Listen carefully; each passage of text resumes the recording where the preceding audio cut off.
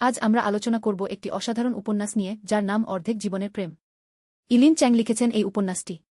এটি চীনা সাহিত্যের একটি অমূল্য রত্ন। গল্পটি সেট করা হয়েছে 1930-এর দশকের সাংহাই শহরে।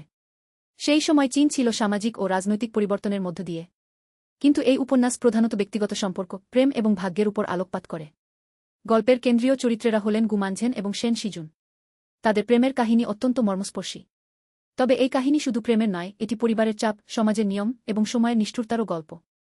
উপন্যাসটির আসল চীনা নাম বানশেং ইউয়ান, যার অর্থ অর্ধেক জীবনের ভাগ্য। এই অর্থই পুরো গল্পের সুর নির্ধারণ করে। প্রথমে আমরা পরিচিত হব গু মানঝেনের সাথে। তিনি একটি মধ্যবিত্ত পরিবারের মেয়ে। তার বড় বোন গু ম্যানলু পরিবারের ভার নেয়। পরিবারের আর্থিক অবস্থা ভালো না হওয়ায় ম্যানলু একজন ধনী ব্যক্তির উপপত্নী হয়ে যায়। এই সিদ্ধান্ত পুরো পরিবারের ভবিষ্যৎ বদলে দেয়। মানঝেন এই অবস্থা মেনে নিতে পারে না, কিন্তু সমাজের চাপে তাকে নীরব থাকতে হয়। অন্যদিকে শেন শিজুন একটি সম্ভ্রান্ত পরিবারের ছেলে। তার পরিবারের যথেষ্ট প্রতিপত্তি আছে। শিজুন সৎ ও সংবেদনশীল। সে মানঝেনকে প্রথমবারের মতো দেখে একটি পার্টিতে। সেই প্রথম দর্শনেই তাদের মধ্যে প্রেমের সূত্রপাত হয়। কিন্তু তাদের পথ মসৃণ ছিল না। গল্পের আরও গুরুত্বপূর্ণ চরিত্র হলেন চি হং, যিনি শিজুনের বন্ধু। চি হং একজন চঞ্চল ও মজার মানুষ। কিন্তু তার মধ্যে গভীর পর্যবেক্ষণ ক্ষমতা আছে। সে শিজুন ও মানঝেনের সম্পর্কের সাক্ষী থাকে। এছাড়াও আছে শিজুনের বোন শেন শুইকিং, যে ম্যানলুর সাথে সম্পর্ক তৈরি করে। এই জটিল সম্পর্কের জালে সবাই আটকে যায়। গল্পের প্রথম ভাগে আমরা দেখি শিজুন ও মানঝেনের প্রেমের বিকাশ। তারা একে অপরকে চিঠি লেখে, দেখা করে, স্বপ্ন দেখে। শিজুনের পরিবার তাকে ধনী পরিবারের মেয়ের সাথে বিয়ের কথা বলে। কিন্তু শিজুন মানঝেনের প্রতি তার ভালোবাসায় অটল থাকে। অন্যদিকে মানঝেনের চাকরি হয় একটি স্কুলে, যেখানে সে জাপানি ভাষা শেখায়। তার স্বাধীন জীবনযাপন তার মা ও বোনের কাছে ঠিক পছন্দনীয় নয়। একদিন শিজুনের বাবা অসুস্থ হয়ে পড়ে। শিজুনকে সঙ্গে সঙ্গে বাড়ি ফিরে যেতে হয়। সে মানঝেনকে প্রতিশ্রুতি দেয় যে সে ফিরে আসবে। কিন্তু ভাগ্য অন্যভাবে পরিকল্পনা করেছিল। শিজুনের বাবার মৃত্যু হলে পরিবারের চাপে সে অন্য এক মেয়েকে বিয়ে করতে বাধ্য হয়। এই ঘটনা মানঝেনের হৃদয় ভেঙে দেয়। কিন্তু আরও বড় বিপদ অপেক্ষা করছিল। মানঝেনের বোন ম্যানলু অসুস্থ হয়ে পড়ে। ম্যানলুর স্বামী জু হংকাই মানঝেনকে তার যত্ন নিতে বলে। কিন্তু জু হংকাই একজন ধূর্ত ও স্বার্থপর মানুষ। সে মানঝেনের সুযোগ নেয় এবং তাকে ধর্ষণ করে। মানঝেন গর্ভবতী হয়ে পড়ে। তিনি লজ্জা ও ভয়ে কোথাও বের হতে পারেন না। তার মা তাকে একটি শিশু জন্ম দিতে বাধ্য করে। সেই শিশুটি মৃত হয়। মানঝেনের জীবন একেবারে তলানিতে পৌঁছে যায়। এদিকে শিজুন অন্য এক নারীকে বিয়ে করে, কিন্তু তার মন সর্বদা মানঝেনের জন্যই পুড়ছে। তার স্ত্রী একজন ভালো মানুষ, কিন্তু শিজুনের হৃদয়ে শূন্যতা রয়ে যায়। বছরগুলো একে একে কেটে যায়। সময়ের হাত ধরে সব বদলে যায়। যুদ্ধ শুরু হয়, সাংহাই বদলে যায়। গল্পের দ্বিতীয় ভাগে আমরা অনেক বছর পর শিজুন ও মানঝেনের পুনর্মিলন দেখি। দুজনেই এখন বিবাহিত, কিন্তু তাদের প্রেমের আগুন এখনও নিভে যায়নি। তারা সাক্ষাৎ করে পুরনো স্মৃতি ভাগাভাগি করে। মানঝেন তার জীবনের দুঃখকষ্টের কথা শিজুনকে বলে। শিজুন বুঝতে পারে আসলে মানঝেনের সাথে তার বিচ্ছেদ কতটা অন্যায়ভাবে হয়েছে। তারা একসাথে পালানোর সিদ্ধান্ত নেয়। কিন্তু শেষ মুহূর্তে মানঝেন তার সন্তানের কথা মনে করে। তার এখন একটি ছেলে আছে, যে তার কাছে সবচেয়ে প্রিয়। সে শিজুনকে প্রত্যাখ্যান করে। এই দৃশ্য অত্যন্ত মর্মান্তিক। ইলিন চ্যাং এখানে দেখিয়েছেন যে প্রেম শুধু অবাধ উড়ান নয়, বরং এটি দায়িত্ব ও বাধারও নাম। উপন্যাসটির শেষ অংশে আমরা দেখি যে শিজুন ও মানঝেন আর কখনো দেখা করে না। তাদের অর্ধেক প্রেম স্মৃতিতে রয়ে যায়। ইলিন চ্যাং এখানে সময়ের অনিবার্যতার উপর জোর দিয়েছেন। তাদের মতো অনেক প্রেমী সময়ের কাছে হার মানে। কিন্তু সেই প্রেমের স্মৃতি চিরকাল বেঁচে থাকে।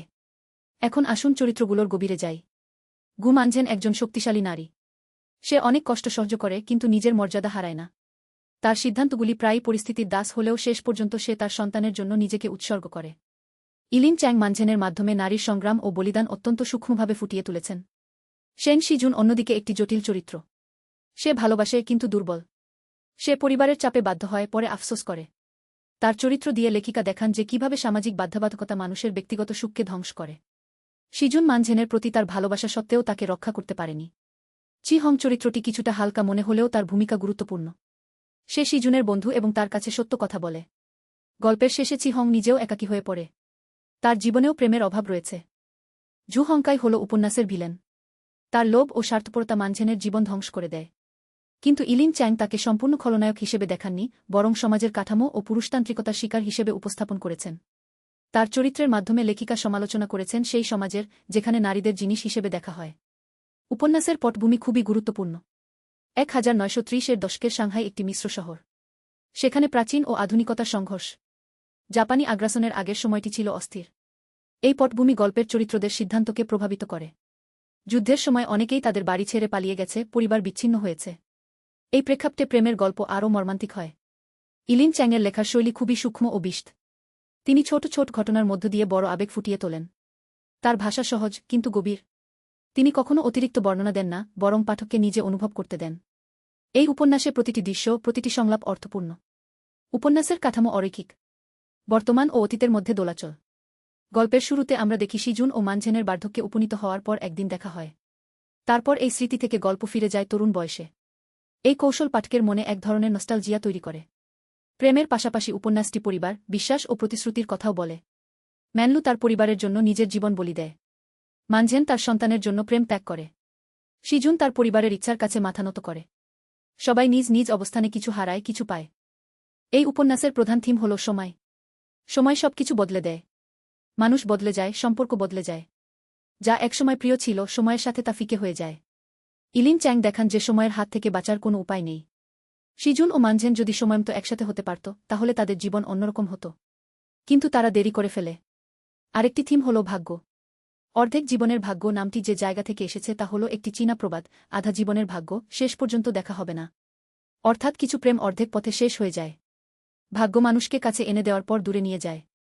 মানঝেন ও শিজুনের ভাগ্যে তাই ছিল। সামাজিক শ্রেণী এই উপন্যাসে গুরুত্বপূর্ণ ভূমিকা পালন করে। মানঝেন মধ্যবিত্ত, শিজুন উচ্চবিত্ত। তাদের প্রেম সমাজের চোখে সম্মত ছিল না। শিজুনের পরিবার চাইত তিনি ধনী পরিবারের মেয়েকে বিয়ে করুন। এই শ্রেণী বিভাজনই তাদের দূরত্ব বাড়িয়ে দেয়।